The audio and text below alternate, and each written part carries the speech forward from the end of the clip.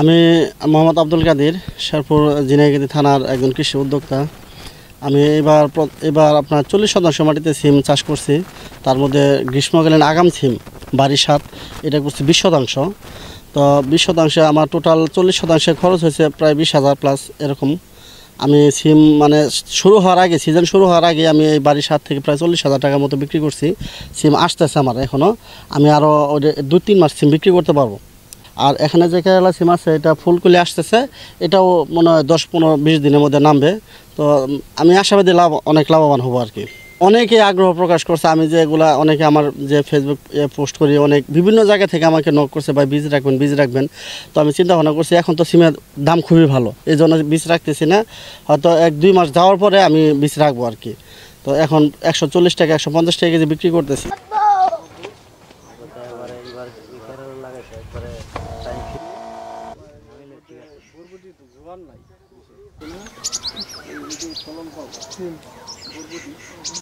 আমরা শতভাগ কৃষির উপর নির্ভরশীল। আমরা এলাকায় বসবাস করি। এখানে অনেক ধরনের সবজি আছে, যেমন শিম, বেগুন, বরবটি, ধুন্দল, লাউ, কুমড়া ইত্যাদি। এর ভিতরে আগাম জাতের যে ফসলটা আমাদের কাদের মামু নিয়ে আসছে, যেটা হলো বাড়ি 7, এই জাতের সিমটা আগাম আসে, দাম ভালো পাওয়া যায়। আপনার কিছুদিন আগে ছিল যে আপনার 8,000 টাকা মন 1 কেজি। আপনার সিম বিক্রি হয়েছে 200 টাকা কেজি পাইকারি। আমার ছেলে তো সিম চাষ করে ইনশাল্লাহ বয়ামপুরের দোয়ায় খুব লাভবান হয়েছে।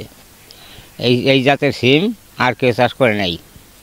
আমার ছেলে প্রথম লাগাইছে, আমার ছেলেই বেচাকিনি করতেছে ভালোই।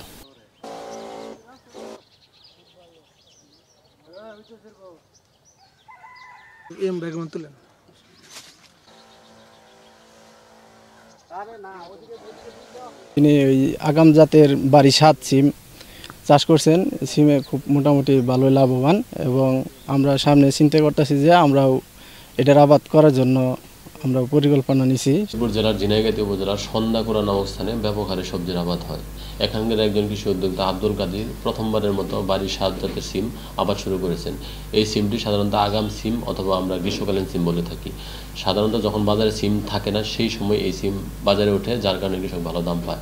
ইতিমধ্যে আমি জেনেছি যে এই কৃষক প্রায় 200 টাকা কেজি ধরে সিম বিক্রি করেছেন। সিমের ফুটেজ যদি নেন তাহলে ভিতরে যান।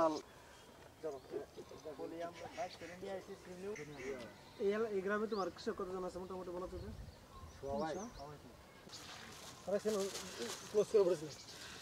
ই করতাম, আমার কাছে আছে, মোবাইলে অনেক ছবি।